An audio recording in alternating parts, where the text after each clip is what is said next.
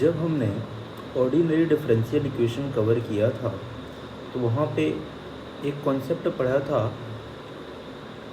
Differential equation with constant coefficient. ऐसा ही कुछ हमें पार्शियल डिफरेंशियल इक्वेशन में पढ़ना है, partial differential equation with constant coefficient. तो जब हमने ऑर्डिनरी डिफरेंशियल इक्वेशन में पढ़ा था तो ऐसे कोई F D Y equal to F X equation दी हुई थी। फिर हमने क्या किया था, जनरल सॉल्यूशन निकालने के लिए y equal to Y C plus Y P किया। वाई सी क्या था, कॉम्प्लीमेंट्री फंक्शन जो कि हमने ऑब्टेन किया था होमोजीनियस इक्वेशन से, ठीक। और वाई पी क्या था, ये हमने ऑब्टेन किया था नॉन होमोजीनियस इक्वेशन। दोनों को ऐड करके लिखा था तो वो क्या मिला था हमें, जनरल सॉल्यूशन। ऐसा ही कुछ हमें पार्शियल डिफरेंशियल इक्वेशन में करना है। कैसे करना है देखते हैं। यदि हमारे पास कोई इक्वेशन गिवन है K naught D X N plus K one D X N minus one D Y plus K two D X N minus two D Y की power two plus dot dot up to K N D Y to the power N equals to 0। अभी F X Y fine. तो यहाँ से कैसे solve करें इसको, तो कुछ नोटेशन है जैसे P equal to del Z upon del X. हम ऑलरेडी जानते हैं Q is equal to del Z upon del Y. R equal to del square Z upon del X square. S equal to del square Z upon del X del Y and T equal to del square Z upon del Y square, ठीक। तो ये जो equation है ये partial differential equation दी हुई है। तो इसका सॉल्यूशन हम कैसे लिखेंगे, z is equal to C F plus P I, ठीक। तो यहाँ से यदि हम डी एक्स को पुट कर लेते हैं और डी वाई को डी डैश पुट कर लेते हैं तो ये पूरी इक्वेशन डी और डी डैश में कन्वर्ट हो जाएगी, जिसको हम लिख सकते हैं F of D comma D dash Z equal to F X Y fine. तो अब इस इक्वेशन में सबसे पहले हम फाइंड आउट करना सीखेंगे सी एफ। सी एफ के लिए हम homogeneous partial differential equation consider करते हैं z इज इक्वल टू 0। तो यहाँ से क्या होगा, इस इक्वेशन के थ्रू हम रूट निकालेंगे और उन रूट्स की मदद से सॉल्यूशन लिखेंगे जैसे हमने डिफरेंशियल इक्वेशन में किया। तो यहाँ से यदि ये ऐसे कुछ रूट निकलते हैं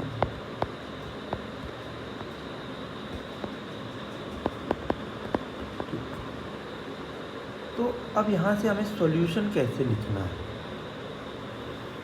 तो केस वन,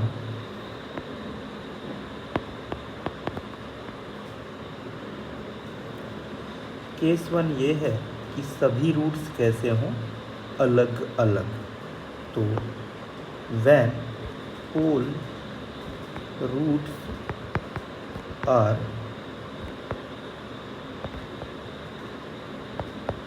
डिस्टिंक्ट देन, ठीक है। अब रूट अलग अलग, ठीक है ना, रूट अलग अलग कैसे निकालेंगे, यदि हमने d बराबर m पुट किया है और d डैश बराबर 1 पुट करके रूट निकाले हैं, तो सॉल्यूशन लिखेंगे क्या, z equal to phi 1 y plus m1 x plus phi 2 y plus m2 x plus up to dot dot phi n y plus mn x। ये कब है, जब हमने d बराबर m पुट करके और d डैश बराबर 1 पुट करके रूट से निकाले। और दूसरा केस है कि जब हमने d डैश को m और d को 1 पुट करके रूट निकालेंगे, तो फिर सॉल्यूशन लिखा जाएगा z बराबर phi 1 x plus m1 y plus phi 2 x plus m2 y plus up to dot dot phi n x plus mn y। Fine. तो d जो था वो क्या है, partial derivative with respect to x है ना, और d dash partial derivative with respect to y। तो यहाँ से क्या करेंगे, जब x मतलब d बराबर m रख के किया तो क्या आएगा, m1 x आएगा, m2 x आएगा, mn x आएगा। और जब उल्टा किया तो m1 y m2 y plus mn y। ठीक, यहाँ पे जो ये phi 1 phi 2 और phi n हैं, ये सारे आर्बिटरी फंक्शंस हैं। तो where phi 1 phi 2 up to dot dot phi n are arbitrary function. Okay, अब यहाँ से दूसरा केस लेते हैं। दूसरा केस में क्या है, कुछ रूट रिपीटेड है, m1 बराबर m2 बराबर m3 बराबर ऐसे करके बराबर mn बराबर लैम्डा। ये सारे m1 भी लैम्डा है, m2 भी लैम्डा है, ऐसे करके mn भी लैम्डा है। तो यदि हमने m बराबर d माना हुआ है और d डैश बराबर 1 माना हुआ है, तो सॉल्यूशन लिखा जाएगा z बराबर phi 1 y plus lambda x से, plus x phi 2 y plus lambda x plus x square phi 3 y plus lambda x plus up to dot dot x to the power n phi n y plus lambda x।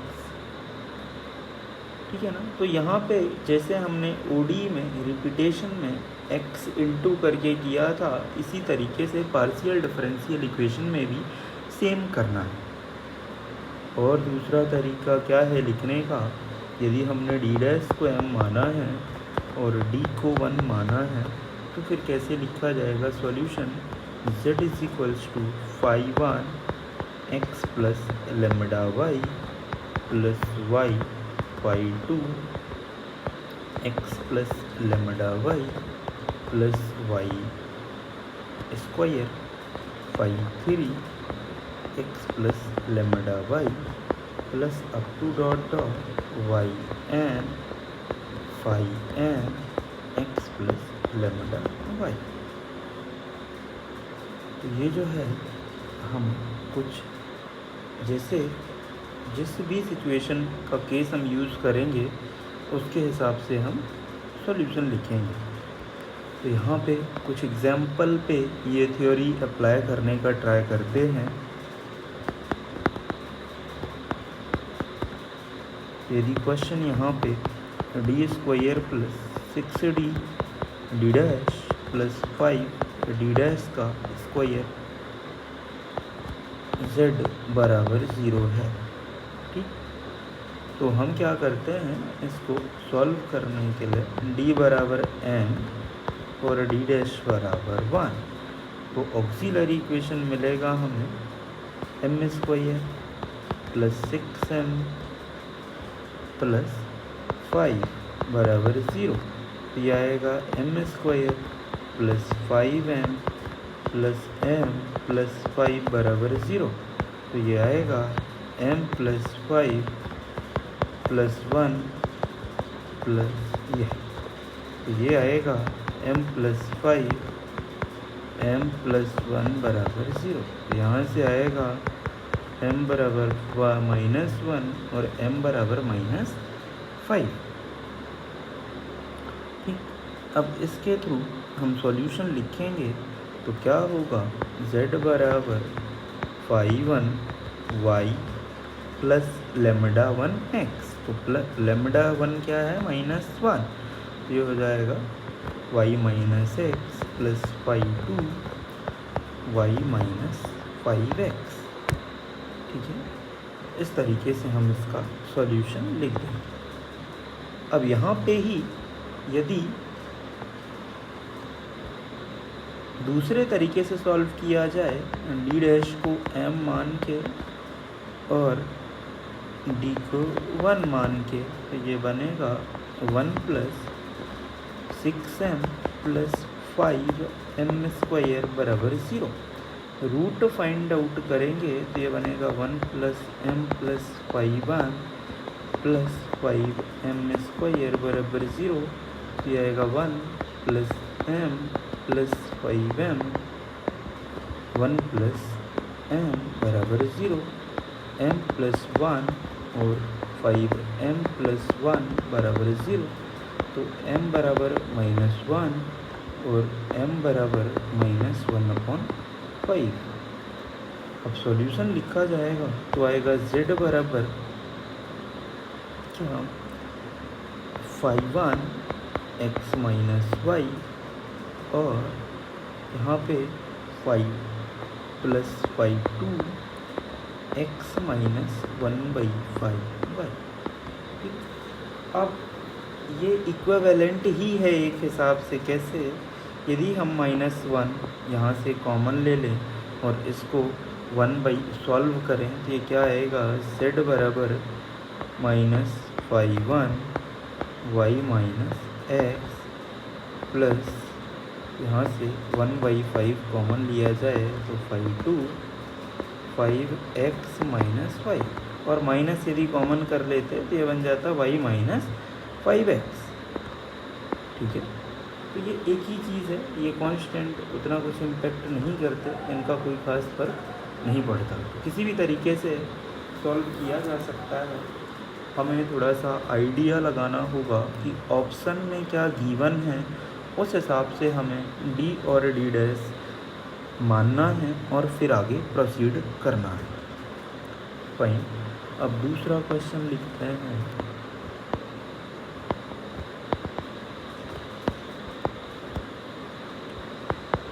d cube minus d dash cube बराबर into z बराबर 0।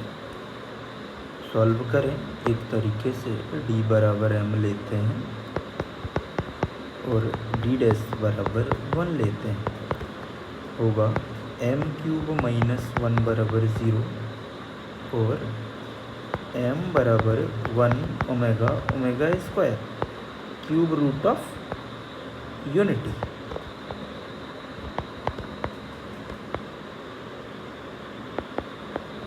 ठीक, तो solution लिखा जाएगा, तीनों separate तीनों distinct हैं, तो 5y plus x plus 2 y plus omega x plus 3 y plus omega square x. इस तरीके से और एग्जाम्पल करके देखते हैं।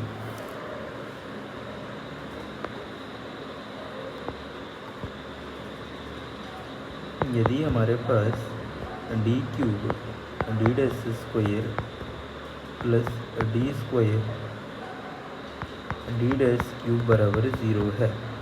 ठीक, तो हम क्या करेंगे, इसको सॉल्व करने के लिए d बराबर m और d डैश बराबर 1 पुट करेंगे तो आएगा m cube plus m square बराबर 0। तो m स्क्वायर m प्लस 1 बराबर 0, m बराबर 0 0 माइनस 1। ठीक, सॉल्यूशन लिखा जाएगा z बराबर 1 y plus x times of 2 y और प्लस 3 y माइनस x। और यहाँ से सॉल्व करेंगे तो d डैश बराबर m और d बराबर 1 सॉल्व होगा तो ये कुछ आएगा m square plus m cube बराबर 0, सॉल्व होगा तो आएगा 0 0 माइनस 1। और इसमें सॉल्यूशन लिखेंगे तो z बराबर 4x plus y times of 5 x plus 6 x minus y। इसका फाइनल सॉल्यूशन लिखा जाएगा 1y plus 2y x times of 2y plus 3y minus x plus 4x plus 5y times of 5x। अब ये obvious सा question उठता है कि हमने यहाँ पे ये चीज़ क्यों करी, तो इसका जवाब है अगला रिज़ल्ट जो हम करने जा रहे हैं।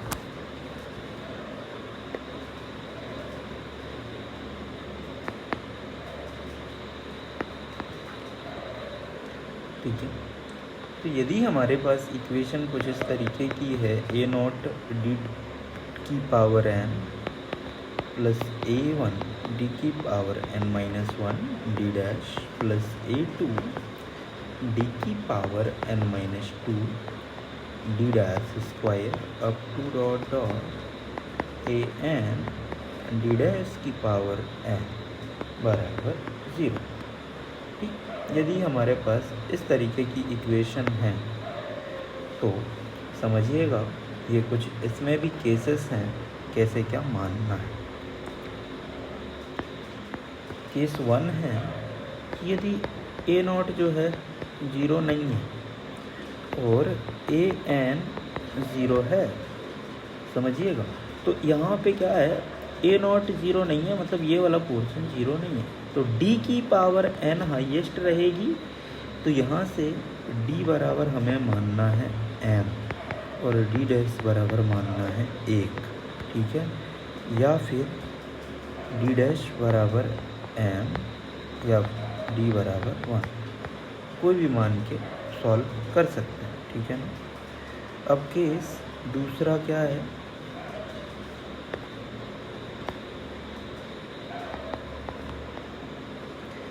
केस दूसरा है a0 बराबर 0 नहीं है, an बराबर 0 है। ठीक है ना, an बराबर 0 है। ओके, यहाँ पे मिस्टेक हुआ, यदि a0 बराबर 0 नहीं है और an बराबर 0 नहीं है, कोई भी 0 नहीं है, तो हम कोई भी दो लेके सॉल्व कर सकते हैं, किसी भी तरीके से सॉल्व कर सकते हैं, कोई इशू नहीं है। मतलब dn की पावर भी हाईएस्ट और d डैश n की पावर भी हाईएस्ट है, तो कुछ भी तरीके से सॉल्व किया जा सकता है, नो इशू।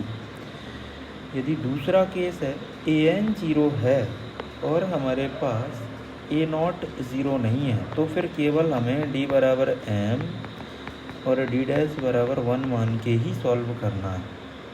ठीक है ना। केस थर्ड क्या कहता है,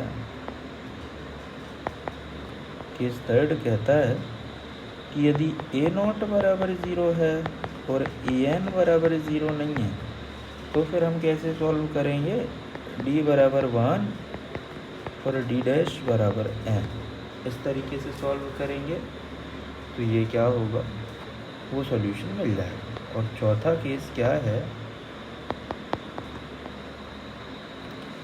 चौथा केस ए नॉट भी ज़ीरो है और ए एन भी ज़ीरो है, तब हमें क्या करना पड़ेगा, सॉल्यूशन हम निकालेंगे। दोनों ज़ीरो हैं तो एक बार इसको रख के सॉल्व करिएगा, डी बराबर एम और डी डैश बराबर 1, और एक बार सॉल्व करिएगा डी डैश बराबर एम और डी बराबर 1। ठीक, तो ये क्या है, डी डैश डी बराबर एम, और ये केस 2 है और ये केस 3 है।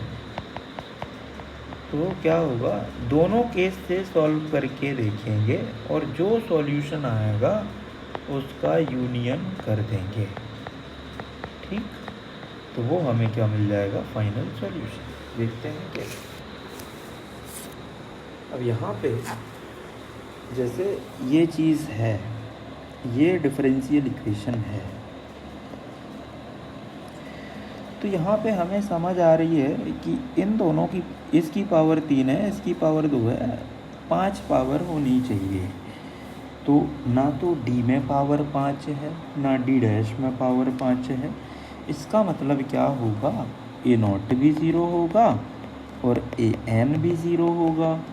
जब ये दोनों ज़ीरो हैं तो फिर हमने केस 2 से सॉल्व किया, केस 3 से सॉल्व किया और दोनों का यूनियन करके लिख दिया। ठीक है ना, तो इस तरीके से हमें इसको सॉल्व करना है।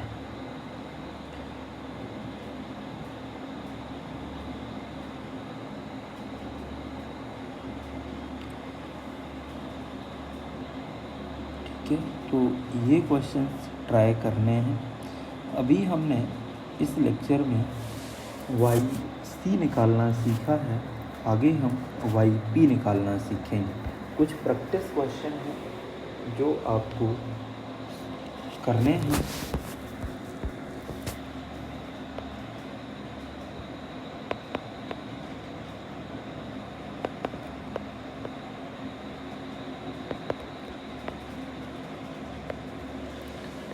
पहला question, 25R minus 40S plus 16T बराबर 0।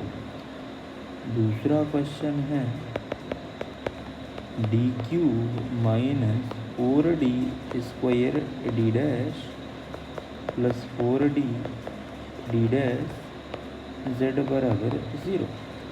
आंसर जो आएंगे वो, इसका आंसर आएगा Z बराबर 5y plus 4x plus x times of 5